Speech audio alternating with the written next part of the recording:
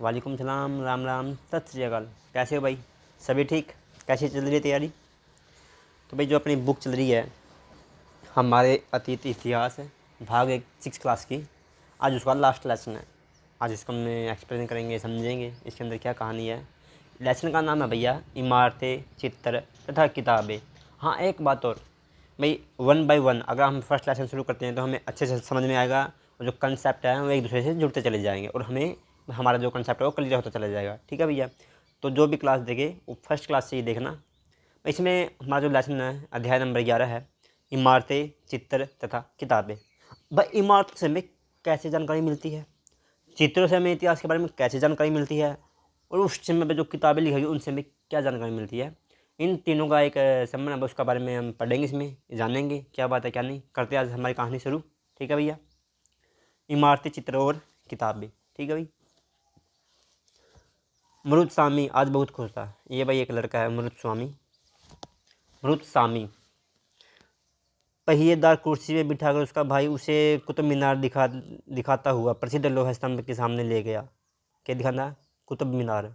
ठीक है भैया? धूल भरे पथरीले रास्तों से रैंप के सहारे यहाँ तक आना मुश्किल, अच्छा काफ़ी मुश्किल था। अपने इस अनुभव को मरुदस्वामी कभी नहीं भूल सकता। जो कुतुब मीनार देखने खाते गए, जो उसमें उन्हें खिचड़ा हुई उनकी, वहाँ वाले जो ऊपर पहुँचे, उन्हें कभी भूल नहीं सकता। यह बात का है। धातु विज्ञान, ये बात धातु विज्ञान क्यों है उसका बारे में जानेंगे। तो भैया जैसे इसमें पहले मैं आपको थोड़ी कहानी बताता हूँ कुतुब मीनार। ठीक है भैया? इसके बारे में जानेंगे। दिखाई दे रहा? हाँ यार, ठीक है। पहले कुतुब मीनार। कुतुब मीनार का निर्माण भैया कुतुबुद्दीन ऐबक ने किया था। किसने किया था? कुतुबुद्दीन ऐबक।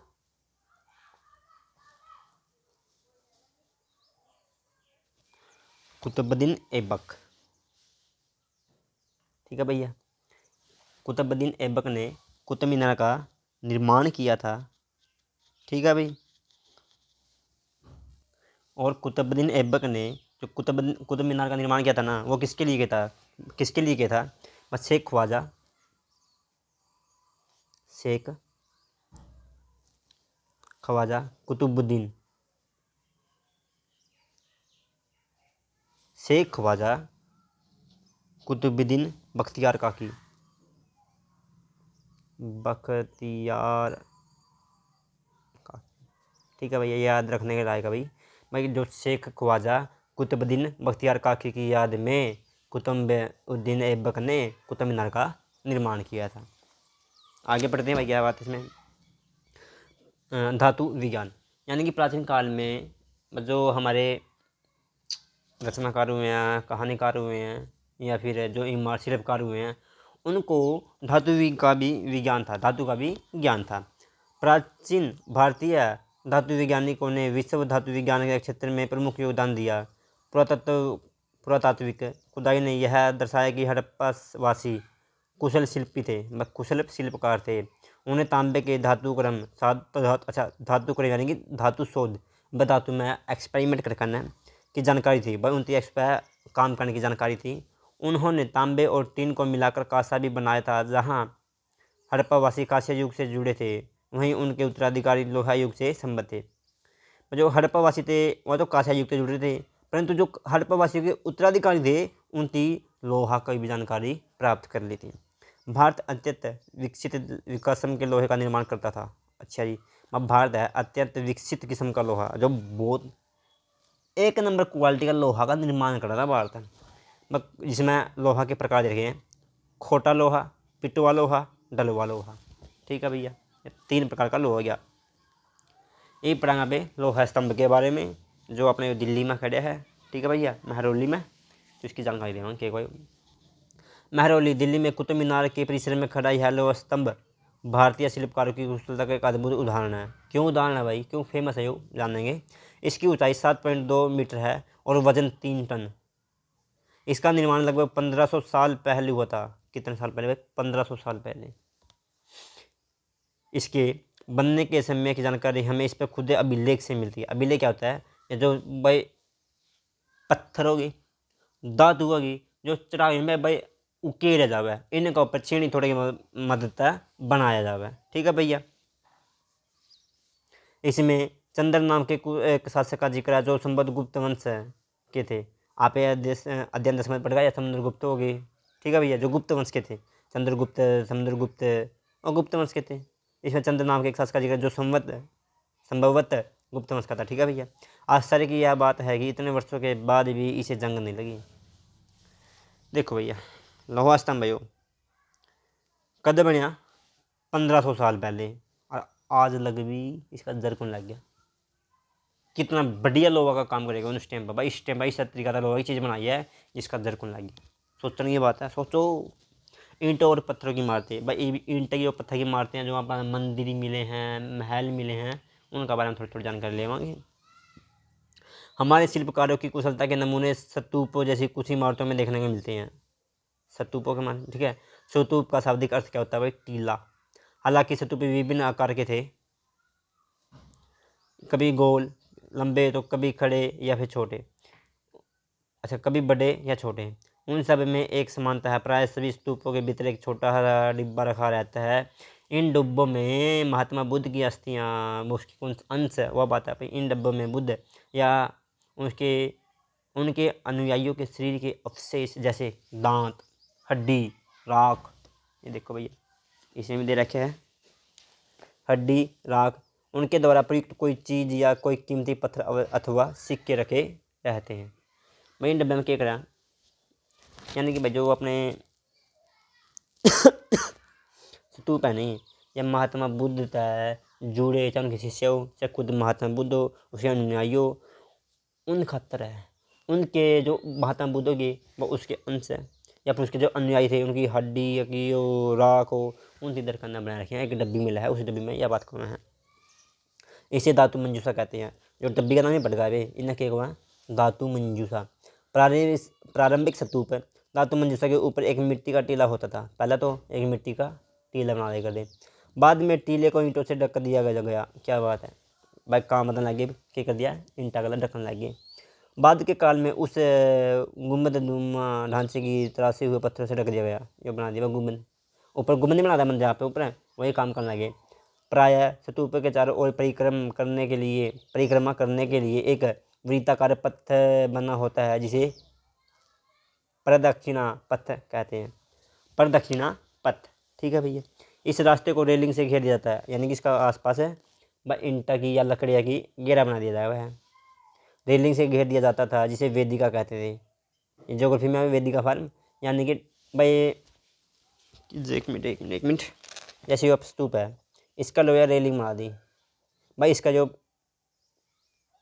इसका चौगर्द है भाई, जो है भाई अर्थ अनुयायी या जो अपने भगत हैं वो इसकी परिक्रमा कर सकें। इस तरीका से सिस्टम करते करते वेदिका में प्रवेश द्वार बने होते थे। रेलिंग या तोरण प्रायः मूर्ति की लगी सुंदर कलाकृतियों से सजे होते थे। तोरण में दरवाजा हो गया, रेलिंग दरवाजे हो गए, प्रवेश द्वार और रेलिंग। इस पर बढ़िया तरीका था नक्काशी करी जाती मूर्तियाँ की। मानचित्र 7 में, अच्छा भाई पृष्ठ आयु अपना करने का पाछा जाओ, अमरावती ढूंढो। यहाँ कभी एक भव्य स्तूप हुआ करता था। अच्छा जी, लगभग 2000 साल पहले इस स्तूप को सजाने के लिए शिलाओं पर चित्र उकरे गए थे। अमरावती में भाई एक स्तूप है, ठीक है, काफ़ी बड़ा है, बहुत बढ़िया है।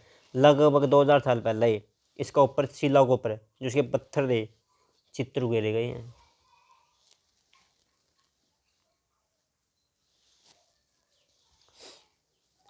कई बार पहाड़ियों को काटकर बनावटी गुफाएं बनाई जाती थी। इस तरह की कई गुफाओं को मूर्तियों तथा चित्रों द्वारा सजाया जाता था। इस काल में कुछ आरंभिक हिंदू मंदिरों का भी निर्माण किया गया। इन मंदिरों में विष्णु, शिव, दुर्गा जैसी देवी देवताओं की पूजा होती थी। मंदिरों का सबसे महत्वपूर्ण भाग गर्भगृह होता था, जहाँ मुख्य देवी या देवता की मूर्ति को रखा जाता था। इस स्थान पर पुरोहित धार्मिक अनुष्ठान करते थे और भक्त पूजा करते थे, अक्सर गर्भगृह को एक पवित्र स्थान के रूप में दिखाने के लिए। चलो भाई बाकी कहानी भाई पहले आगे पढ़ेंगे, इन्हें थोड़ा पढ़ना इसकी भाई दोबारा देख लेंगे। सांची का महान स्तूप ये मध्य प्रदेश में भी है। इस तरह के स्तूपों का निर्माण कई सौ साल तक चलता रहा। इस स्तूप में ईंटों का प्रयोग संभवतः अशोक के ज़माने से है, सब जबकि रेलिंग और प्रवेश द्वार बाद के शासकों काल में जोड़े गए। बाय अमरावती की एक शिल्पकृति। इस चित्र को देखकर इसका वर्णन कीजिए। देखो भैया, जो अमरावती अभी पीछे ऊपर पड़ गए थे उसका चित्र देखो। अक्सर एक भैया यहीं से शुरू कर लेते हैं हमारी कहानी। अक्सर गर्भगृह को एक पवित्र स्थान के रूप में दिखाने के लिए भीतरी गांव जैसे मंदिरों में उनके ऊपर काफ़ी ऊंचाई तक निर्माण किया जाता था, जिसे शिखर कहते थे। सॉरी भैया, मैंने ध्यान नहीं दिया। जो शिखर बना दिया कर दे, ऊपर तो ऊपर मूर्ति बना दिया कर दे। शिखर निर्माण के कठिन कार्य के लिए सावधानी से योजना बनानी पड़ती थी। अधिकतर मंदिरों में मंडप नाम की एक जगह होती थी। यह एक सभागार होता था जहाँ लोग इकट्ठा होते थे। इकट्ठा कर दे, मंडप नाम की एक जगह थी, इनका मतलब सभागार, जहाँ लोग इकट्ठे होते थे। पहले एक बार इसने ऊपर पढ़ना, फिर अपने एक डिफेक्ट दे रखा है, इस फैक्ट ना देखेंगे।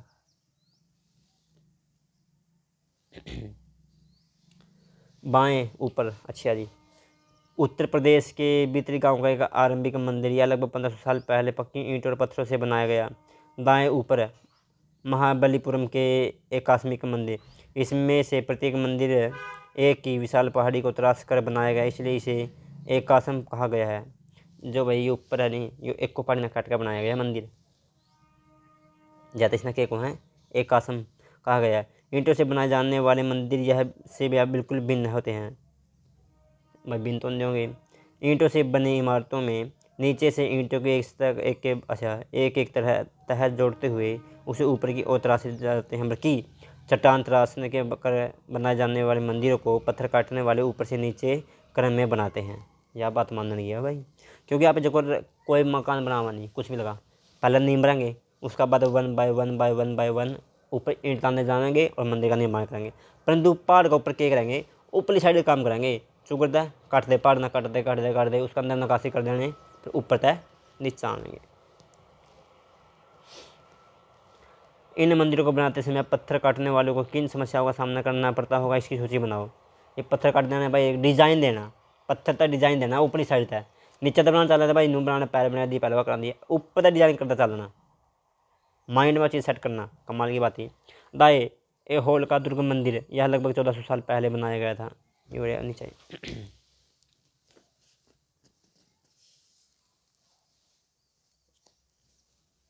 एक मिनट भैया, यहाँ मिलाएगी थोड़ी कहानी।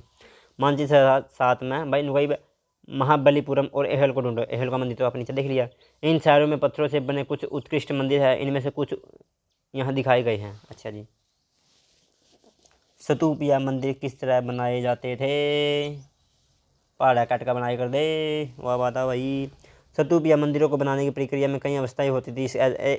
इसके लिए काफ़ी धन खर्च होता था, इसलिए आमतौर पर राजा या रानी ही इन्हें बनवाने का निश्चय करते थे। पहला काम अच्छे किस्म के पत्थर ढूंढना, शिलाखंडों को खोद कर निकालना होता था। फिर मंदिर या स्तूप के लिए सोच विचार करते किए गए स्थान पर शिलाखंडों को पहुँचाना होता था। यहाँ पत्थरों को काट छांट कर तराशने के बाद खंभों, दीवारों की चौखटों, फर्शों तथा छतों का आकार दिया जाता था। इन सब को तैयार हो जाने पर सही जगह पर उन्हें लगाना काफ़ी मुश्किल काम था। जी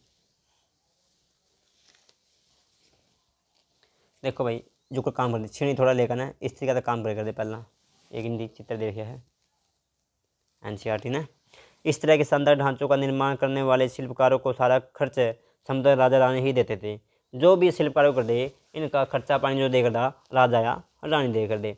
इसके अतिरिक्त इन स्तूपों का या मंदिरों में आने वाले भक्त जो उपहार अपने साथ लाते थे, उनसे इमारत की सजावट की जाती थी। जैसे हाथी दांत का काम करने वाले श्रमिकों के संघ ने सांची के एक अलंकृत प्रवेश द्वार को बनाने का खर्च दिया था, यानी कि दरबार को, तोरण यानी प्रवेश द्वार, देसी भाषा में दरवाजा।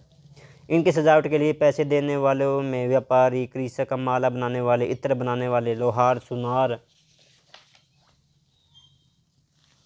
तथा ऐसे कई स्त्री पुरुष शामिल थे जिनके नाम खम्भों, रेलिंगों, दीवारों पर होते हैं। इसलिए तुम जब इन स्थानों के देखने जाओ तो याद रखना कि कितने सारे लोगों ने इन्हें बनाने और सजाने में अपना योगदान दिया था। भाई जो ओड़ है, दीवार है, रेलिंग है इन मंदिर की, इनके ऊपर जो खंभे बन रहे हैं उनके ऊपर किस किस ने किस काम कराया हुआ चीज़ का उल्लेख रखा हुआ, यानी अभिलेख बना रखे हैं वहाँ भाई। इसमें फैक्ट दे रखे हैं दो, इन भी देखेंगे अभी क्योंकि छोड़ गए जाए थे। कुरुक्षेत्र में बरहा सरोवर के किनारे विश्वविद्यालय परिसर में एक स्तूप है जहाँ महात्मा बुद्ध के अवशेष रखे हैं। जब बता मैं कभी कुरुक्षेत्र जाऊँ KU के विश्वविद्यालय में, तो विश्वविद्यालय का परिसर में एक स्तूप है, ठीक है, मंदिर है जहाँ महात्मा बुद्ध के अवशेष रखे गए हैं। और भाई उड़ीसा का जैन मठ, भाई उड़ीसा का जैन मठ है, इससे देखेंगे। एक पहाड़ को खोदकर इस 2 मंजिली इमारत बनाया गया। कमरों के प्रवेश द्वारों को ध्यान से देखो, इनमें जैन भिक्षु रहते और ध्यान करते थे। पृष्ठ 14 में दिए चित्र और यह दिखाए चित्र में अच्छा अंतरता वापस इसमें देख लेना। फिर नीचे राष्ट्रीय संग्रहालय नई दिल्ली में एक मूर्ति का चित्र, क्या तुम देख पा रहे हो कि किस प्रकार गुफा की खुदाई की जाती थी। ये मूर्ति का चित्र है पर राष्ट्रीय संग्रहालय में दिल्ली में, ठीक है, ये वाला। ये लागी भाई अपनी चित्रकला क्या आएगी, चित्रम कलम। मानचित्र 7 में अजंता को ढूंढो, अजंता की गुफाएं काफ़ी फेमस रही है। यहाँ वहाँ जगह जहाँ के पहाड़ों को में सैकड़ों सालों के दौरान कई गुफाएं खोदी गई। इनमें से ज़्यादातर बौद्ध भिक्षुओं के लिए बनाए गए विहार थे। इनमें से कुछ को चित्रों द्वारा सजाया गया था। यहाँ इनके कुछ उदाहरण दिए गए हैं। गुफाओं के अंदर अंधेरा होने की वजह से अधिकांश चित्र मिसालों की रोशनी में बनाए गए थे। चित्र क्या बनाए थे, मिसाल नहीं हो उसकी रोशनी में, मसालों की रोशनी में। इन चित्रों के रंग 1500 साल भी चमकदार हैं।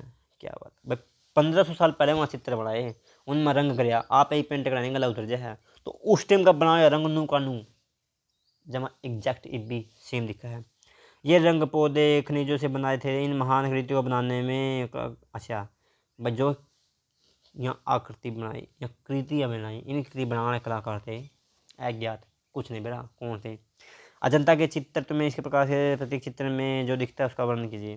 जो अजंता आप चित्र देखेंगे उनमें जो दिखा है, एक भाई ये चित्र देख लो, उस टाइम की नक्काशी है और आज की फोटो उतारी हुई है, कितनी गजबी दिखा है। तो उस टाइम भाई कितना बढ़िया काम करे गया, सोचने की बात है।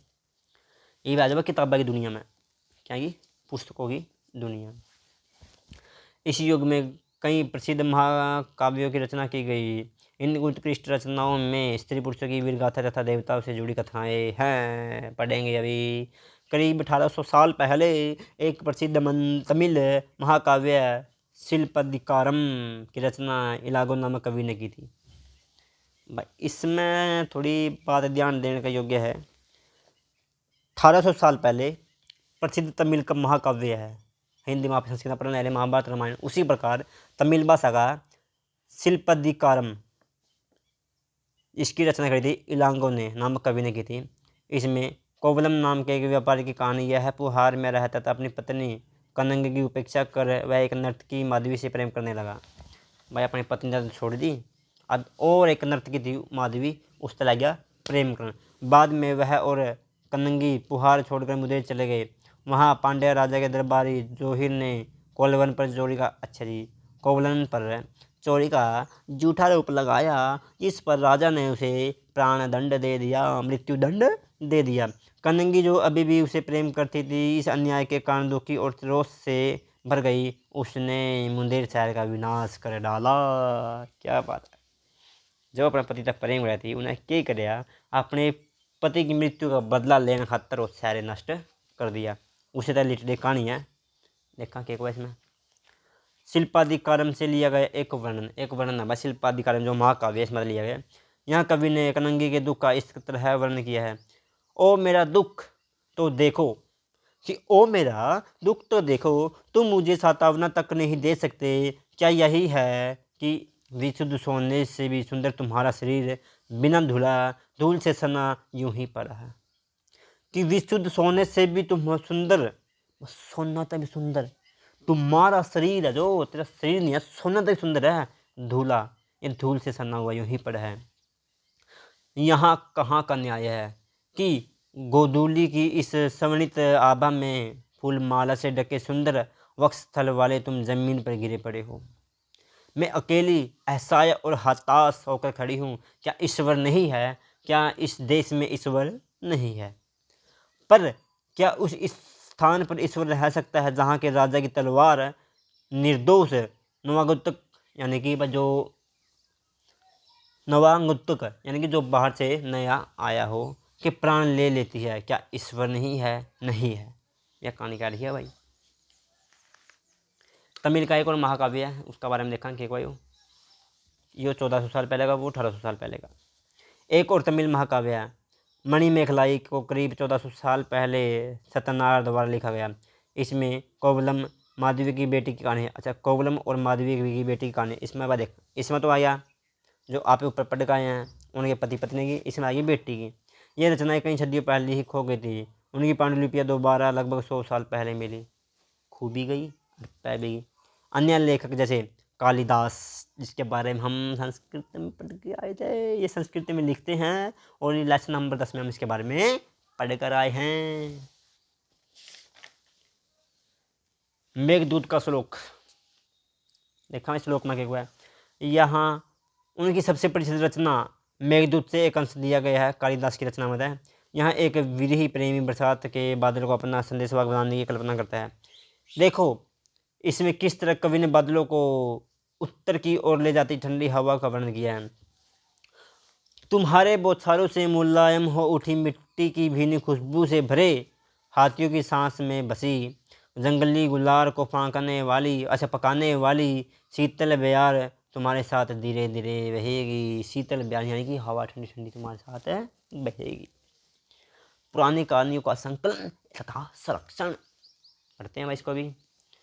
हिंदू धर्म से जुड़ी कई कहानियाँ जो बहुत पहले से प्रचलित थी, इसी काल में लिखी गई थी। जब हिंदू धर्म से रिलेटेड जो भी बहुत सी कहानियाँ लिखी थी वह इसी काल में लिखी गई। इसे इनमें पुराण भी शामिल है। पढ़ेगा मैं पुराण के बारे में। पुराण का शाब्दिक अर्थ है प्राचीन पुराणों में विष्णु, शिव, दुर्गा या पार्वती जैसी देवी देवताओं से जुड़ी कहानी है। इनमें इन देवी देवताओं की पूजा की विधियाँ दी गई हैं। ठीक है भैया। इसके अतिरिक्त इनमें संसार की सृष्टि तथा राजाओं के बारे में भी कहानियाँ है। अधिकतर पुराण सरल संस्कृत श्लोक में लिखे गए हैं जिससे सब उन्हें सुन और समझ सकते हैं। स्त्रियों तथा शूद्र जिन्हें वेद पढ़ने की अनुमति नहीं थी, व स्त्रियों को और शूद्रों को वेद पढ़ने की अनुमति नहीं थी, वे भी इन्हें सुन सकते थे। पुराणों का पाठ पुजारी मंदिर में किया करते थे जिसे लोग सुनने आते थे। पुराणों का जो पाठ है पुजारी करे करता, मंदिर में करे करता, जितना लोग करे करते सुन खातर आए कर दे। हाँ जी। 2 संस्कृत महाकाव्य है महाभारत और रामायण, आप सभी से जानते हैं। लंबे अरसे से लोकप्रिय रहे हैं। तुम में से कुछ भी बच्चे इस कहानियों को से परिचित होंगे। 6ठी क्लास में आप ये चीज़ पढ़ा है। महाभारत कौरवों और पांडवों के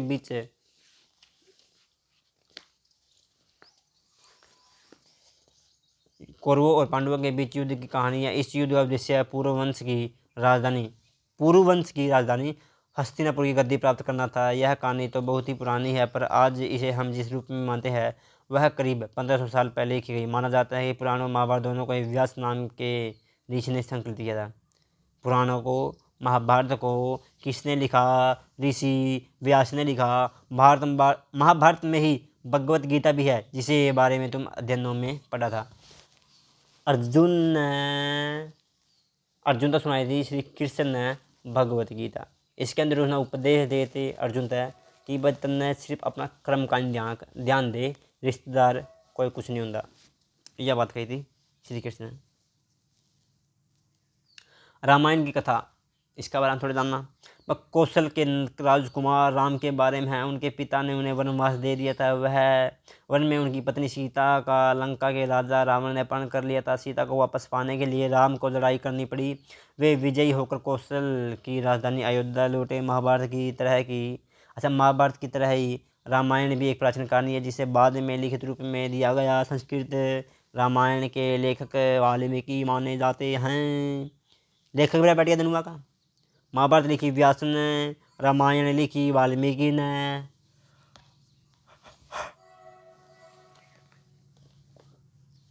अब आप जो आम लोगों के द्वारा कही जाने वाली कहानियाँ। आम लोग भी कहानियाँ कहते थे, कविताओं गीतों की रचना करते थे, गाने गाते थे, नाचते थे, नाटकों को खेलते थे। इनमें से कुछ तो इस समय के आसपास जातक और पंचतंत्र की कहानियों के रूप में लिखकर सुरक्षित कर लिए गए। जातक कथाओं तो अक्सर स्तूपों की रेलिंग व अजंता के चित्रों में दर्शाई जाती थी। इनमें से एक कहानी अगले पृष्ठ पर दी गई है, जिसे हम अभी पढ़ेंगे। बंदर राजा की कहानी। भाई एक पेड़ा वै जमा मिठे लागे कर दे आंब, जमा कती रस। अरे बंदर क्या करते आंबा ने खाया काचे कर रहे थे। एक दिन क्या कराया कि एक आंब बैकन गंगा नदी में बिक गया। आ गंगा नदी में उस टाइम पे एक राजा नहाने लग गया था। जब राजा का ध्यान आम पे गया, उन्हें आम खाया, बोले ओहो हो, संतुष्टि मिली भाई, एक नंबर का आम है। तो उन्हें क्या कराया, कर दिया आक्रमण। नो भाई यो आम टोक रही है।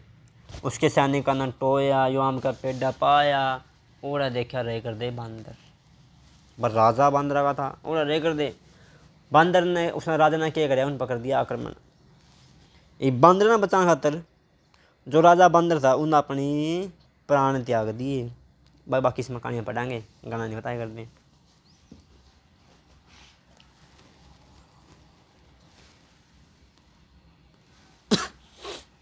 एक समय बंदरों का एक महान राजा हुआ।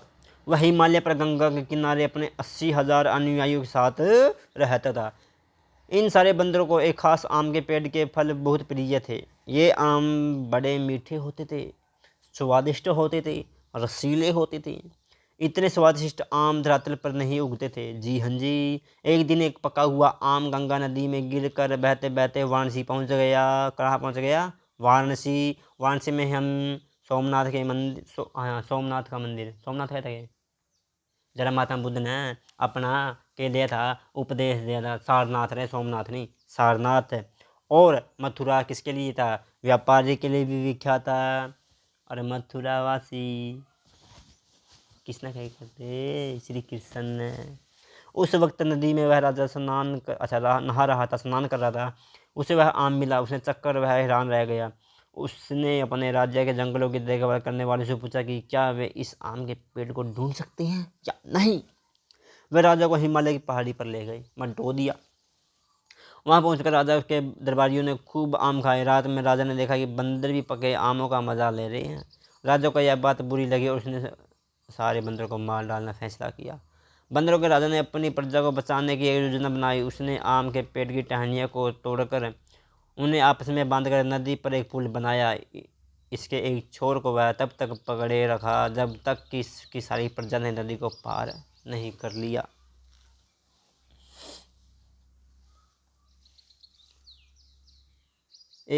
इसके एक छोर को वह तब तक पकड़े रखा जब तक उसने सारी प्रजा ने नदी को पार न कर लिया।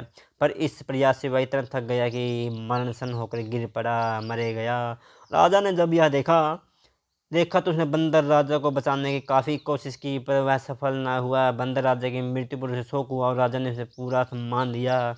मध्य भारत में बरहुत के एक स्तूप से मिले एक पत्थर पर उकेरे चित्र में इसे दिखाया गया है। यह कहानी दिखा रखी है। मध्य भारत में बरहुत नाम का एक जगह की और स्तूप मिला है, और स्तूप है जो पत्थर पर चित्र उकेर गया, उसका अपने जानकारी मिला है। ये देखो भाई, ये कहानी रही उस टाइम की, जो बंदर रहे, नीचे राजा रहे, सैनिक रहे, वह चीज़ें। विज्ञान की पुस्तकें देख रहे हैं इनके बारे में, विज्ञान की पुस्तक के बारे में क्या को यहाँ देखता। देखो जी देखो, इसी समय गणितज्ञ तथा खगोल शास्त्री आर्यभट्ट ने संस्कृत में आर्यभट्टियम नाम की पुस्तक लिखी थी। आर्यभट्ट ने कौन सी पुस्तक लिखी भैया? आर्यभट्टियम लिखी। किसमें? गणित और विज्ञान के बारे में। इसमें उन्होंने लिखा कि दिन और रात पृथ्वी के अपनी दूरी पर चक्कर काटने की वजह से होते हैं। जो दिन रात हो है नहीं, पृथ्वी अपनी दूरी पर चक्कर काटा जाता है, जबकि लगता है कि रोज़ सूर्य ही निकलता और डूबता है, जैसे हम भी आज भी देखते हैं। उन्हें ग्रहणों के बारे में भी एक वैज्ञानिक तर्क दिया। उन्होंने वृत्त की परिधि को मापने की विधि ढूंढ निकाली थी। वृत्त की परिधि को मापने की विधि भी ढूंढ ली थी। किस थी? आर्यभट्ट ने, जो लगभग उतनी ही सही है जितने की आज प्रयुक्त होने वाली विधि। वराहमिहिर, ब्रह्मगुप्त, भास्कराचार्य, कुछ अन्य गणितज्ञ और खगोल शास्त्री थे जिन्हें कई खोजों की इसके बारे में और पता लगाओ। भाई यहाँ भी और भी खोज करता थे। शून्य जीरो की खोज कितना करी थी, इसके बारे में देखेंगे।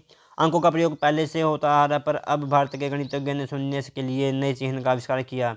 गिनती की यह पद्धति अरबों द्वारा अपनाई गई और तब यूरोप में भी फैल गई। आज भी यह पूरी दुनिया में प्रयोग की जाती है। आर्यभट्ट ने ही जूरी का प्रयोग किया था। आयुर्वेद चिकित्सा विज्ञान की एक विख्यात पद्धति जो प्राचीन भारत में विकसित हुई। प्राचीन भारत में आयुर्वेद के दो प्रसिद्ध चिकित्सक हैं, एक तो चरक चरक संहिता लिखी थी और दूसरा है सुश्रुति। चरक द्वारा रचित चरक संहिता औषधि शास्त्र की एक उल्लेखनीय पुस्तक है और अपनी रचना श्रुत संहिता में श्रुति ने शल्य चिकित्सा काटवाड़ चीरफाड़ की विधियों का वर्णन किया है। अन्यत्र पढ़ाएंगे कहानी कागज़ की। ये बन गया कद क्यों करके हो या देखते हैं। कागज़ आज हमारी रोज़मर्रा की ज़िंदगी का एक हिस्सा बन गया है। जो किताबें हम पढ़ते हैं वो कागज़ पर छपी होती हैं। उसी तरह लिखने के लिए भी हम कागज़ का ही प्रयोग करते हैं। कागज़ का आविष्कार करीब 1900 साल पहले काई लुई नाम के व्यक्ति ने चीन में किया। कागज़ का निर्माण करो या चीन में होया किन ना कराया, काई लुई ना कराया और कद होया 1900 साल पहले। उसने पौधे के रेशों, कपड़ों, रस्सियों और पेड़ की छाल को पीट कर लुगदी बनाकर उसे पानी में भिगो दिया।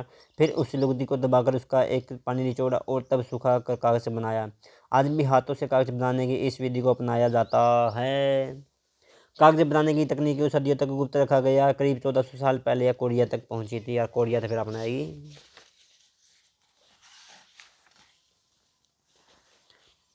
इसके तुरंत बाद ही जापान तक फैल गई। करीब 1800 साल पहले यह बगदाद में पहुंची। फिर बगदाद से यूरोप, अफ्रीका और एशिया के अन्य भागों में फैली। इस उपमहाद्वीप में कागज़ की जानकारी बगदाद से मिल आई।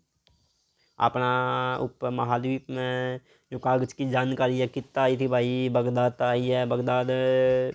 ठीक है भाई, तो आज का अपना lesson complete. Okay, bye bye, see you.